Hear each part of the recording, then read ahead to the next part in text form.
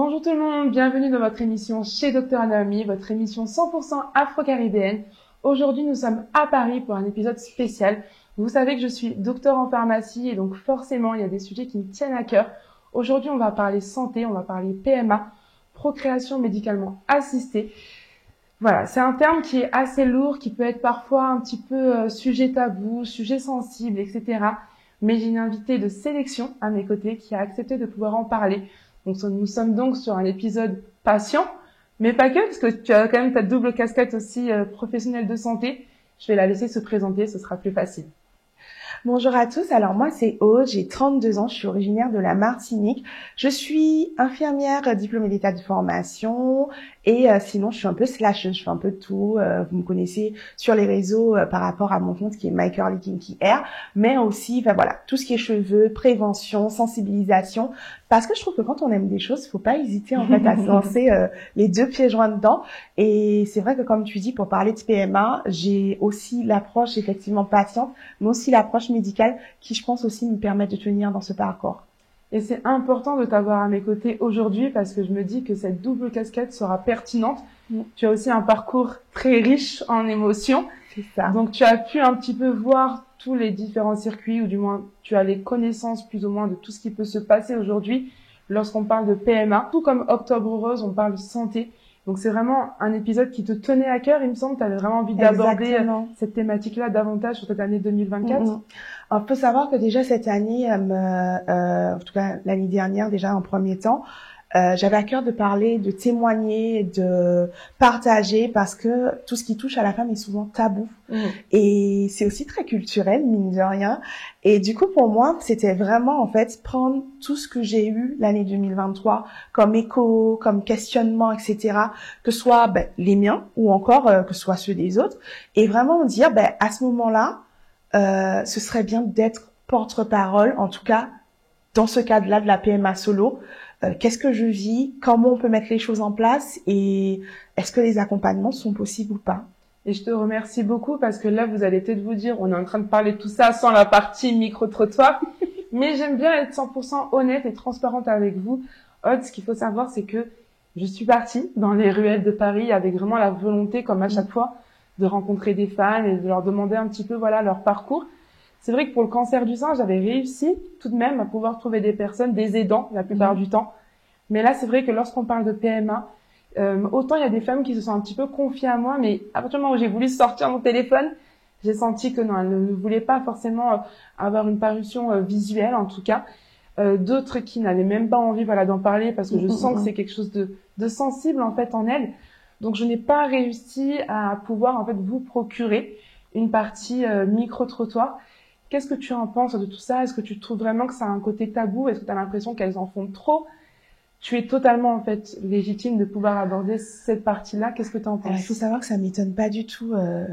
Du coup, effectivement, comme je disais, j'aime toucher à tout. Donc aussi, j'ai plusieurs comptes Instagram et j'ai créé il y a peu un compte qui s'appelle PMA Mon Petit Colibri parce que j'ai beaucoup de demandes en MP de personnes qui étaient dans ce protocole ou étaient en couple ou pas et qui avaient cette difficulté, qui se posaient des questions sur la prise en charge, qui se posaient des questions parce qu'elles étaient seules, qui se posaient des questions parce que l'âge montait, parce que ça c'est le truc qui revient aussi le plus souvent, de se dire que la femme a une date limite et que l'homme n'en a pas. Donc voilà. Et je me suis rendu compte que j'ai échangé avec énormément de personnes de façon bienveillante, mais à partir du moment où on va demander de donner un témoignage, ou à partir du moment où je vais dire aux gens, mais en fait, j'ai créé le compte Instagram que vous m'avez demandé, mais vous réagissez pas tant que ça en commentaire et tout. Non, on préfère parler en privé et tout ça. Ça touche à l'intimité. Ça touche au moi intérieur. Et la PMA, déjà, c'est un combat. Alors, c'est un combat quand on est solo, c'est un double combat, mais c'est aussi un combat de couple. Donc, du coup, ça touche à beaucoup de choses que les gens n'ont pas envie de parler. Ça veut dire tout ce qui est... Ils n'ont pas forcément envie d'exposer. C'est ça, en fait. Les réseaux sociaux, c'est... Tu vois, je le vois, je leur dis, mais ça va pas... Sur Instagram, sur TikTok, de suite, on se dit, on sait pas, en fait. Peut-être que moi, je vais venir avec une bonne intention de vouloir partager mon parcours. Et derrière, je ne sais pas les personnes, les commentaires que je vais pouvoir recevoir. Comme tu dis, c'est un sujet qui est intime, délicat.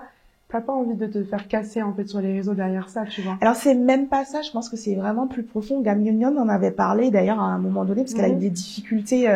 D'ailleurs je me souviens qu'elle disait très bien dans son interview, elle disait à partir du 8-9 mois, elle a arrêté de compter les fausses couches. Parce que voilà, la première fois on en parle, on est content, on est heureux et puis au bout d'un moment on ne parle plus parce que on perd espoir. Donc c'est compliqué en fait d'aller partager quelque chose que nous-mêmes des fois on ne comprend pas et qui n'est pas palpable en fait.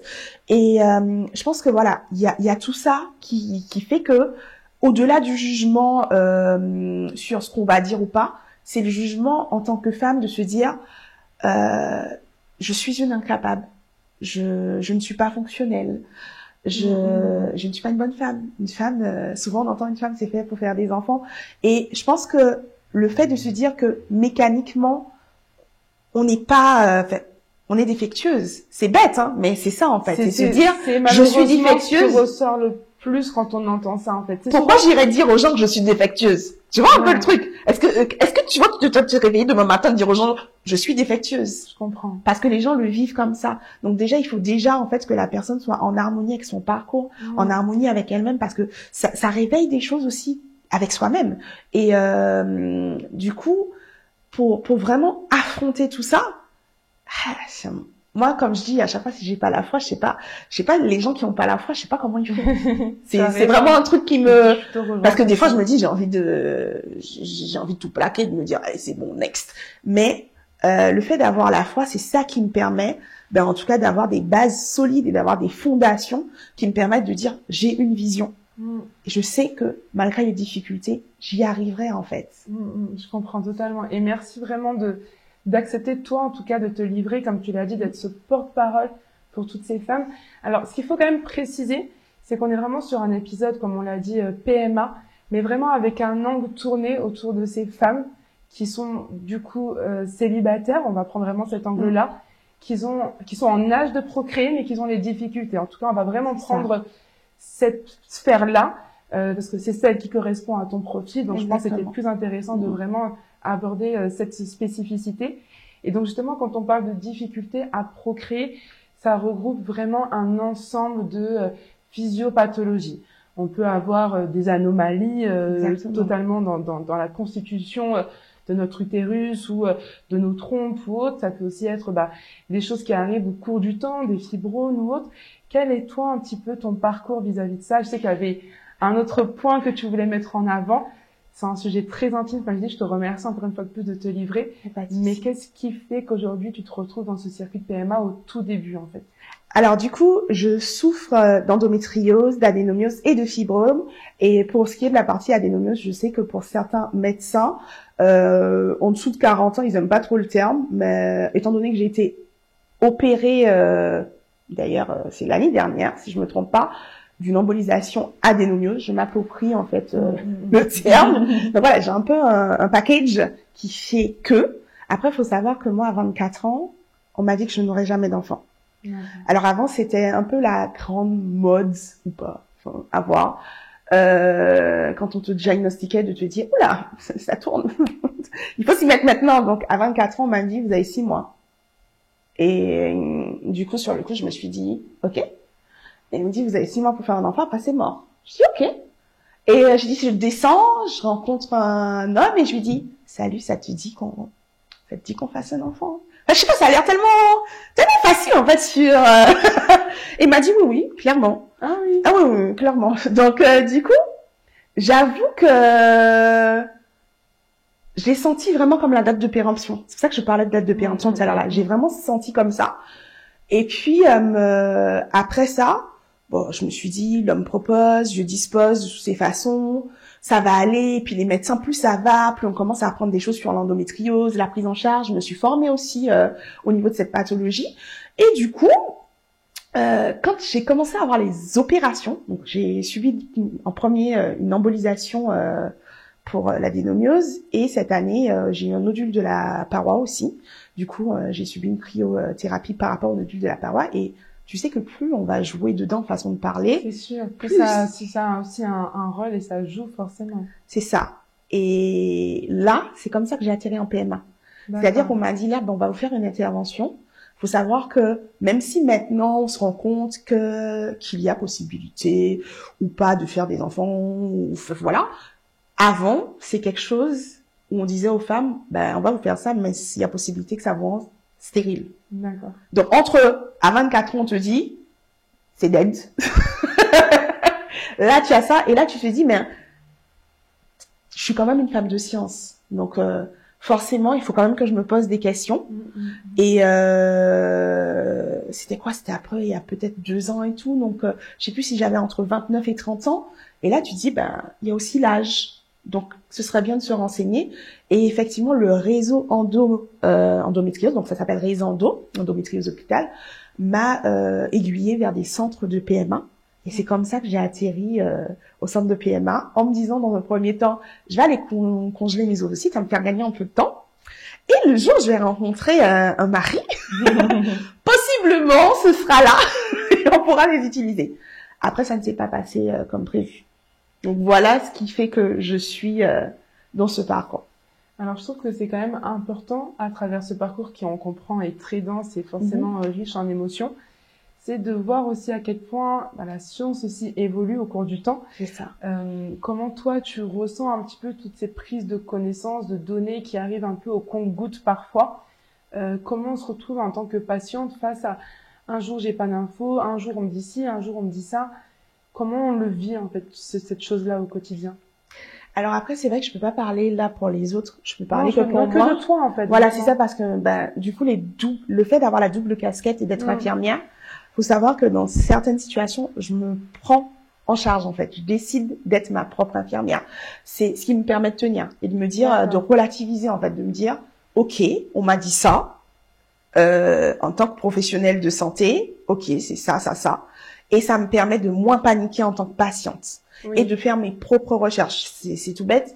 Et surtout, ce que je dis souvent aux femmes, c'est n'hésitez pas, surtout quand la prise en charge est difficile, comme pour la drépanocytose.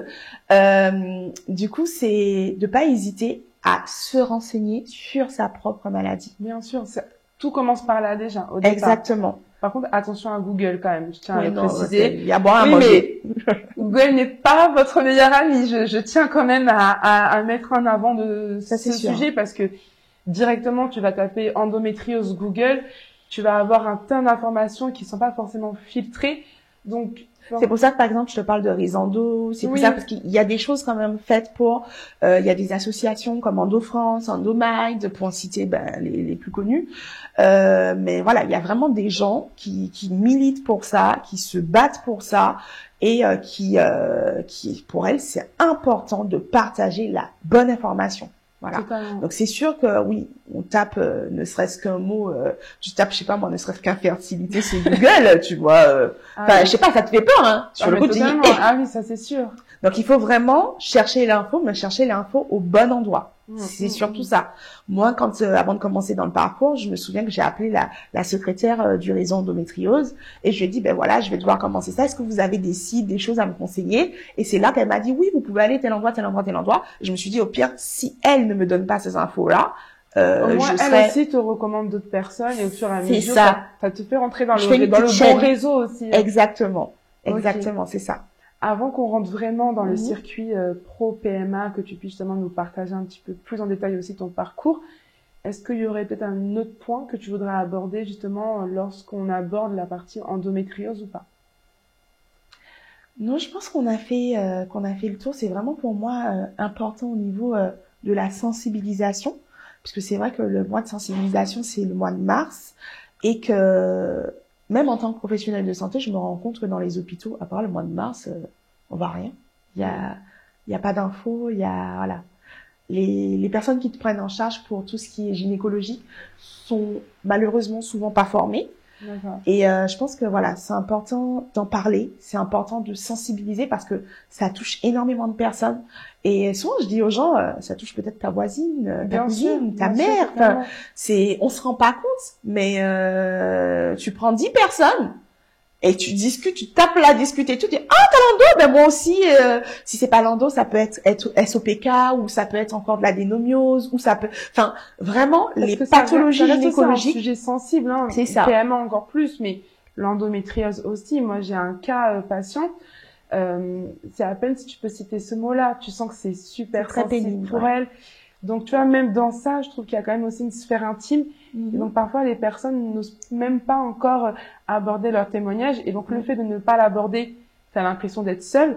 Je te dis, en fait, limite, t'as un côté culpabilisateur, en fait, de souffrir autant lors de ces périodes de menstruation et hors période de menstruation, que du coup, tu gardes ça pour toi, alors que tu te rends même pas compte que la personne qui est juste à ta droite peut vivre exactement la même chose, en fait. C'est ça. Et c'est surtout pour ça que je dis que les rares fois, par exemple, où j'ai été extrêmement bien prise en charge, en tout cas en dehors de là où je suis suivie actuellement, c'est vraiment parce que j'ai touché une personne, entre guillemets, en plein cœur en disant oh, ma cousine aussi a ça, je comprends, ou moi aussi je l'ai, ou des fois même j'ai des infirmières qui me disent mais comment vous faites? Elle me dit moi quand je fais des grosseries et tout, elle me dit je me demande si je vais continuer à pouvoir travailler parce que c'est une douleur qui tronche en fait, et ça tronche continuellement. Après il y a tellement de facettes, il y a tellement en fait. C'est un sujet très vaste. Voilà, c'est ça. Oui. Cette pathologie-là, d'une personne à l'autre, on va discuter, on n'aura pas les mêmes symptômes, on n'aura pas la même histoire, on n'aura pas le même parcours. Et c'est ça, c'est accepter que ce n'est pas pareil pour tout le monde. Ça, c'est très important. Parce que souvent, les gens vont venir te dire, oui, alors tu sais, tu peux essayer tel remède de grand-mère, et tu te dis, ouais, ok, ça fait des années, j'ai essayé, ma sœur, ça n'a pas fonctionné. Donc, du coup, c'est surtout ça, c'est accepter qu'on est toutes différentes, et c'est surtout mettre en place un traitement qui vise à soulager en tout cas les douleurs, etc. Un protocole, c'est très compliqué. Souvent les gens lâchent l'affaire parce que elle dit j'ai essayé, j'avais encore mal et voilà. Mais il faut savoir qu'il faut du temps. Ça peut prendre 2-3 mois. Faut essayer, et il y a des échecs en fait avant de trouver en tout cas une stabilité pour pouvoir vivre, on va dire, plus sereinement au quotidien. Et des fois, même les patientes, c'est avant même d'arriver dans la partie trouver la solution, c'est déjà trouver une personne capable de comprendre que là, tu n'es pas juste dans c'est dans votre tête, c'est vos hallucinations. Non, mais c'est normal.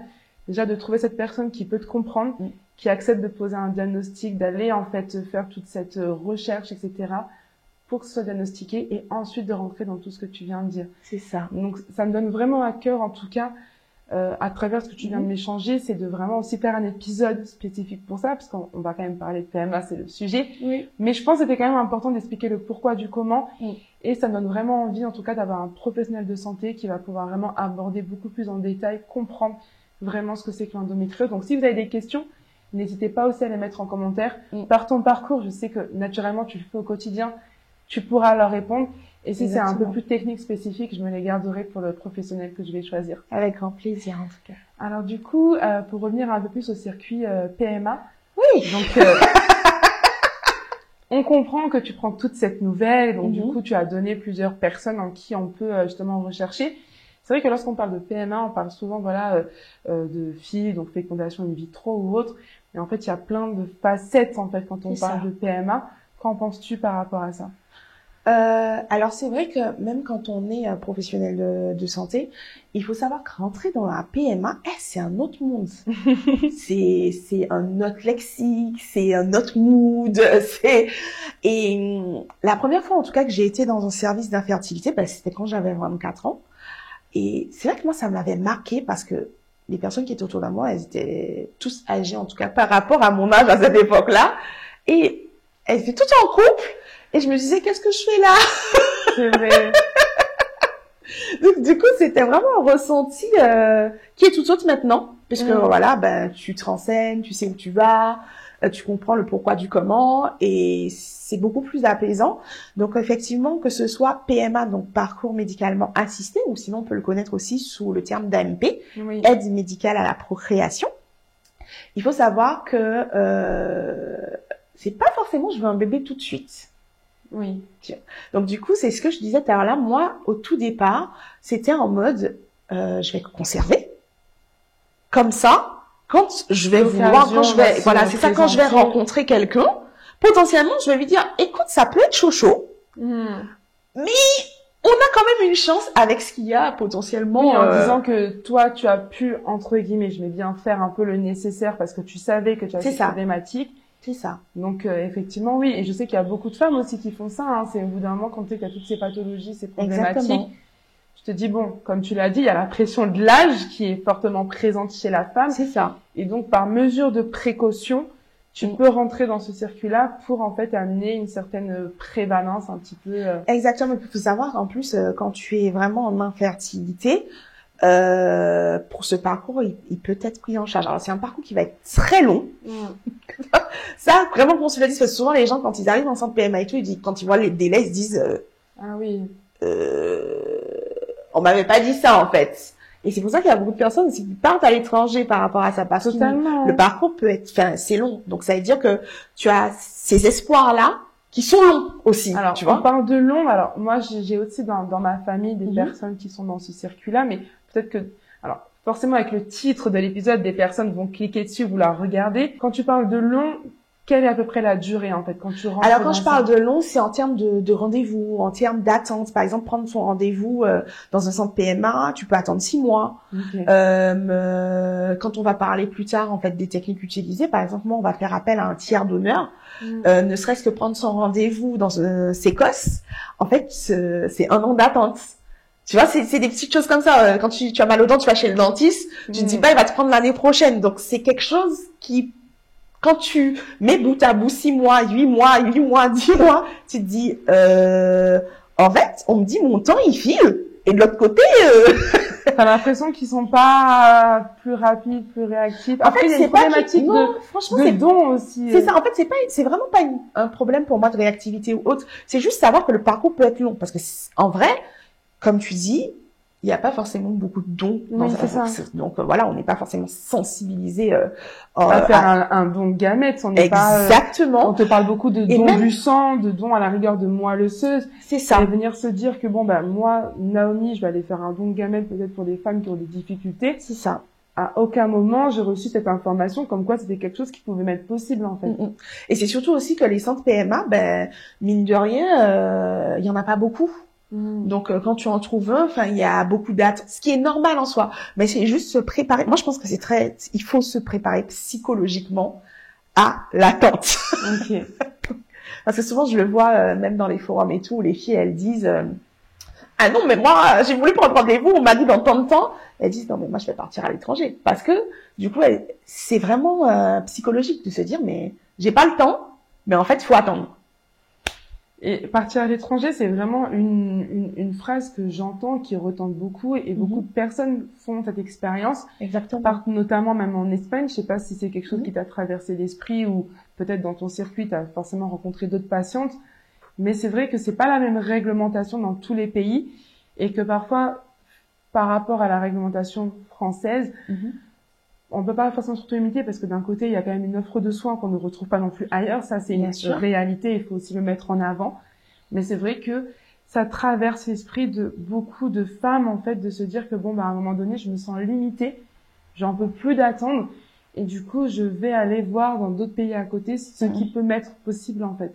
Alors c'est surtout que ça traverse notre esprit parce que quand on est, en tout cas quand on est célibataire, puisque là c'est le cas de le dire, quand on est célibataire, au départ avant la loi du coup d'août 2022, il faut savoir que nous on n'avait pas le droit d'intégrer en fait le parcours PMA. Il fallait forcément que tu sois en couple ou que tu aies une personne à tes côtés. C'est ça. Donc il fallait forcément être en couple et du coup ça te traverse l'esprit parce que tu te dis ben il y a d'autres pays qui te permettent en fait de toucher en fait des doigts ça et ici tu peux pas. Donc c'est vrai que je pense aussi que les délais d'attente se sont prolongés avec toutes ces personnes qui ont pu se rajouter en fait au protocole et qui ont pu en fait bénéficier du fait que maintenant ce soit ouvert aux personnes infertiles de façon générale.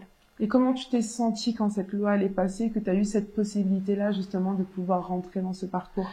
Alors au départ, j'avoue, moi je me suis dit, je sais qu'effectivement il y a l'Espagne qui revient assez souvent, il y a aussi le Danemark, oui, bien sûr, totalement. Et il y a même une personne qui m'a parlé hier de la République tchèque.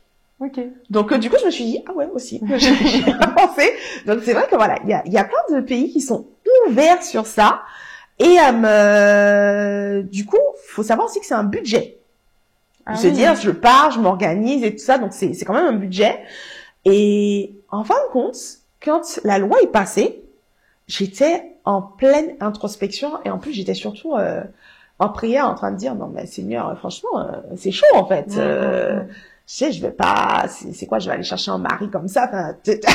Mais je pense que beaucoup de femmes doivent penser ça, en fait, parce qu'à un moment donné, quand t'as l'impression d'avoir cette clé à molette, tu dis, bon, bah, là, je vais prendre juste quelqu'un juste parce que j'ai besoin d'avoir mon... On se le dit, c'est bête, c'est tabou, mais on se le dit vraiment parce que moi, je me rends compte que quand je discute avec certaines femmes, t'as des gynécologues qui leur ont dit ça. Qui leur ont dit, mais c'est pas grave, vous mettez quelqu'un et tout ça. Et c'est vrai que moi, avec ma spiritualité, c'était pas au clair. Clairement, je vais pas descendre, faire une recherche. Hello, ça va. Et c'est ça qui a fait que je me suis posé des questions, j'ai commencé les recherches et tout ça. Et effectivement, déjà même quand j'avais fait la formation il y a quelques années, les journées portes ouvertes à l'endométriose, en tant que professionnelle de santé, je me souviens que les gynécos, quand elles parlaient des patientes et tout, elles parlaient en tout cas en parlant de fertilité que de couple. Tout le temps. Tout le temps. Et j'ai dit, mais et moi, si elles me regardent en mode, oh, on n'y a pas pensé. Et du coup, c'est ça, c'est ancré dans les mœurs. Et qui fait que là, ça donne la possibilité de se dire il y a des alternatives. C'est ça en fait, c'est se dire qu'il y a de l'espoir, il y a des alternatives. Et parmi justement toutes ces alternatives, donc tu nous as dit qu'au départ, l'idée c'était vraiment de pouvoir congeler en fait tes ovocytes dans ce but-là. Qu'est-ce qu'il en est un petit peu aujourd'hui? Quelles sont les propositions qu'on t'a mis un petit peu à disposition? Quelle est un petit peu la continuité de ce parcours? Alors du coup, on est tout d'abord parti effectivement sur une conservation ovocytaire. Donc, faut savoir que j'ai subi 3 protocoles cette année. Sur les 3 protocoles, il y en a 2 qui ont abouti, dont un très difficilement. Voilà. Et en fin de compte, dès la première intervention, on s'est rendu compte que mon corps réagissait pas comme le corps des autres, tu vois. Donc, il y avait pas, c'est-à-dire le panier là, il y avait pas tout ce qu'il fallait. Donc, on m'avait déjà parlé potentiellement de réfléchir au parcours femme seule. D'accord. Et donc, justement, potentiellement de voir pour une fécondation in vitro. En sachant que, quand on te dit en plus que ta réserve, elles font comme neige au soleil, moi, je vois la neige au soleil, je suis désespérée. Donc, tu te dis, mais, ah ouais, qu'est-ce que je fais? Si je peux pas congeler, c'est-à-dire que j'avais une alternative, si je peux pas congeler, je fais quoi? Et je me dis, en vrai, je suis capable. Je peux. Et ça m'empêchera pas, potentiellement, de rencontrer quelqu'un et d'avoir un mari après, tu vois. Donc, je me dis, je pense que je peux, en fait. Je pense que c'est vraiment possible. Et là, en fait, on est parti, donc on a possiblement parlé d'une FIV, et quand on a voulu continuer à quand même conserver, c'était chaud patate. Donc, le 2e protocole n'a pas abouti. Et là, on a même émis l'hypothèse d'un double don. En sachant que si tu regardes un peu sur les forums ou que tu regardes un petit peu sur les sites, c'est souvent des femmes qui sont un peu plus âgées qui bénéficient du double don. Et là, c'était très compliqué de se dire, ah ouais, on en est là. Et là, je me suis dit, je vais me donner cette chance, en tout cas, d'essayer. Et si c'est possible déjà avec mes gamètes, c'est très bien. Totalement. C'est très bien. Et tu poses, c'est compliqué d'expliquer parce que t'as tes priorités et tes priorités elles changent. Tu te rends compte qu'en fin de compte, ce qui pour toi était peut-être central, important et tout, l'est pas vraiment. Et en vrai, l'important c'est d'avoir un enfant demain qui sera en bonne santé. Comme je l'avais dit aussi au début, à un moment donné, je disais que moi, personnellement, je n'ai jamais entendu parler de don d'ovocytes. Comme j'ai dit, on parle de don du sang, on parle de don justement de la moelle osseuse. Tu es un peu plus dans ce parcours-là, tu as peut-être un peu plus des échos. Tu es aussi du coup antillaise. Que penses-tu un peu de cette sensibilisation autour justement des dons de gamètes, féminins comme masculins finalement? Alors déjà, il faut savoir qu'il y a, la sensibilisation, elle a débuté il y a pas longtemps. Et après, c'est très culturel, parce que Moi, je sais que j'ai fait un sondage au départ, enfin, un Ok. peu demandé à des amis, donc qui sont soit des Antilles, soit de l'Afrique, etc. Et c'est en mode, mais non, c'est à moi en fait. Je vais pas aller donner. Et je pense que tant qu'on n'est pas dans le parcours, déjà on n'y pense pas parce qu'on n'en a jamais entendu Bien parler. sûr. Mais c'est surtout que même après, t'as des personnes qui vont se dire qu'ils ont du mal à se dire qu'ils vont faire un don parce que mine de rien, ça va être pour eux inconsciemment leur progéniture aussi en fait. Et je pense Ils que ont c'est du ça, mal à se voilà, détacher de ça, de se dire qu'en fait c'est ça. c'est mon enfant, mais finalement je ne le verrai pas. Par contre, peut-être que le fait de faire un don, je te dis en fait c'est pour le coup ça peut paraître juste un spermatozoïde, mais derrière en fait ça peut donner un enfant auquel peut-être tu n'auras pas forcément accès. Enfin, quelles peuvent être pour toi un peu les pensées un peu des personnes? Mais c'est surtout que c'est ton héritage. Chez Hmm, nous, c'est notre héritage en fait. Donc ton héritage, il est à toi, il n'est pas aux autres. c'est Donc ça. voilà. Après, effectivement, il y a quand même des personnes qui donnent. Il y en a pas beaucoup, mais souvent celles qui donnent, on se rend compte, c'est celles qui ont suivi le parcours, qui ont réussi et qui se disent, ben comme moi justement, j'ai pu toucher du bout des doigts cet espoir, ben je vais. Ils réfléchissent et ils se disent, je vais donner. Et t'en as encore qui n'arrivent pas malgré tout ça à donner parce que c'est compliqué. Et t'as même, moi je sais qu'une fois j'ai échangé avec quelqu'un qui était en PMA, sa sœur était en PMA, elle a réussi, sa sœur non, et on a demandé à sa sœur un double don et elle s'est dit mais moi je me vois pas donner à ma sœur, c'est comme si c'était ma nièce, mais en même temps c'est, tu vois, c'est Ouais, je compliqué, comprends. c'est compliqué, Je pense que c'est intime et tellement propre à c'est ça. chacun et en vrai, je pense qu'il faut même pas avoir de jugement ou autre, en fait. C'est Mm. vraiment toi et comment tu ressens les choses et comment tu as envie, en fait, de pouvoir aider cette personne tierce aussi. C'est un sujet sensible et délicat, Totalement. c'est vrai. Alors, je te remercie, justement, d'avoir pris ce temps-là. Je sais que c'était quelque chose qui te tenait à cœur. On en parle souvent. Je dirais que tu es à l'aise à en parler de ça. Je pense que tu as cette nature un peu ouverte. Mhm. Et je pense que c'est peut-être un petit peu ta mission. Comment tu le ressens, toi qui peut avoir cette facilité. J'imagine que c'est pas facile à vivre au quotidien. Comment tu puisses cette force en fait de pouvoir justement t'exposer et partager ton témoignage. Je pense que pour moi, c'est simple parce que j'aime bien dire tout haut ce que les gens pensent tout bas. À partir du moment où j'ai tellement d'écho sur un sujet, je me dis pourquoi ne pas en parler? Parce que la communication, c'est vraiment la base de tout. Donc, du coup, c'est ça qui fait que peut-être que tu m'aurais parlé de ça il y a 3, 4 ans et tout. Je t'aurais dit, bah, non, bah, je sais pas, je me vois pas parler de ça. Mais quand je reçois des messages, quand j'échange avec certaines personnes et tout, je me dis, bah, en fait, il faut vraiment en parler. Tu sens qu'il y a ce besoin vraiment de personnes de C'est ça. s'exprimer C'est et ça. d'avoir en retour quelqu'un qui partage la même histoire que soi. Exactement. Après, effectivement, sinon, d'un point de vue spirituel, je me dis que, bah, effectivement, c'est peut-être ma mission. Mm. Et que du coup, si ça peut aider quelqu'un, pourquoi pas? C'est toujours ça, en fait, de me dire quand je fais quelque chose, est-ce que ça peut aider quelqu'un ou pas? Totalement. Si ça peut aider quelqu'un, pourquoi je le ferais pas? Mais je pense que ça aide. Comme tu le dis, c'est un sujet sensible, intime. Et des fois, le fait de se dire qu'on n'est pas seul, comme tu dis, c'est un parcours qui est long. On a parlé voilà, des personnes en couple, mais en couple, tu es soutenu. Quand tu es seul dans même, ce ça dépend. combat, oui, ça dépend, mais on va partir dans le moment un peu utopique. C'est que ça peut être un combat que vous pouvez mener à deux. Mais quand tu le vis seul, à ce moment-là, qui peut te comprendre? Des fois, c'est pas forcément ta famille qui va comprendre tout ce que tu peux vivre aussi. Donc à ce moment-là, c'est un peu toi et toi-même face à tout ce discours scientifique que tu peux avoir. Et donc je pense qu'une personne qui peut se sentir perdue, qui arrive sur ta page Instagram, on va les partager. Hein. Tu m'as dit c'est le petit colibri. C'est PMA, mon petit colibri. Donc on va vraiment partager cette page-là, ta page perso aussi, parce que le fait d'être ce porte-parole-là permet à une personne qui se sent un petit peu perdue de pouvoir avoir accès à une personne qui va la comprendre. Et ça fait toute la différence, je pense. Mais vraiment, oui. Et puis, je pense que ce qui est important, c'est de pas hésiter quand on est, en tout cas, dans un parcours solo, de pas hésiter à demander de l'aide, de pas hésiter à en parler aux autres. Souvent, on aime bien faire les choses en cachette ou autre. Et franchement, c'est propre à chacun. Oui. Moi, je respecte. Mais je trouve que quand on crève l'abcès, ça amène tellement plus de choses. Et c'est OK aussi que certaines personnes ne soient pas d'accord. À partir du moment où toi, tu es en accord avec toi-même, tu es en accord avec tes convictions, pourquoi pas? C'est ok en fait.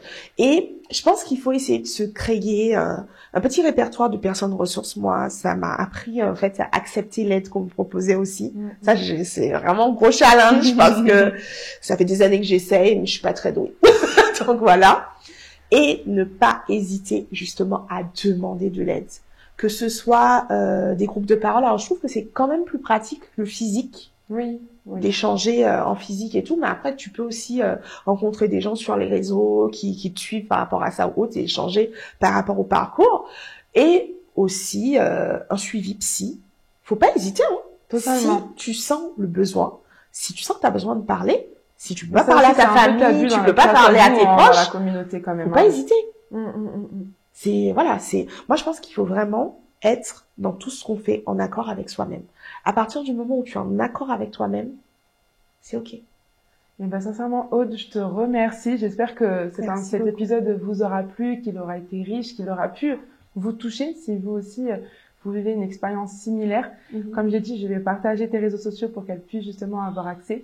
Si vous avez des questions, n'hésitez pas aussi à les inscrire en commentaire. Je pourrais te les partager et tu pourras y répondre directement. Est-ce que pour cette année 2024, tu aurais un conseil, quelque chose que tu aimerais pouvoir leur partager? Un petit mot de la fin. Franchement, j'ai appelé ma page PMA Mon Petit Colibri parce que il y a un mythe sur le colibri et j'invite tout le monde à aller chercher. Là, on peut trouver sur Google. Cet oiseau a une symbolique pour moi parce que c'est un oiseau de chez moi. Oui. Donc du coup, c'est symbolique d'espoir, etc. Et d'ailleurs, on se rend compte que dans la PMA, il symbolise aussi maintenant tout ce qui est fécondation in vitro, etc. Le colibri, j'ai été étonnée de voir. Bien choisi alors. C'est ça exactement. Et je me dis en vrai que c'est possible d'avoir un petit colibri. Donc en gros, gardez en tête que tôt ou tard, le petit colibri arrivera.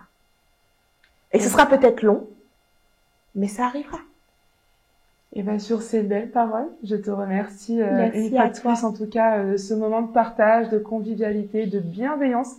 Je le précise, c'est très important. C'est vrai. Donc vraiment, comme je le répète, mais si vous avez des questions, autres remarques, envie de partager ce témoignage, vous êtes libre de le faire aussi bien en commentaire que de lui envoyer un message privé. Je sais que tu as l'habitude d'en recevoir et que tu fais preuve d'amour et de bienveillance envers toutes ces femmes. Et je vous dis en fait à très vite pour un prochain épisode avec chez Dr Naomi. Merci à toi. Merci Naomi.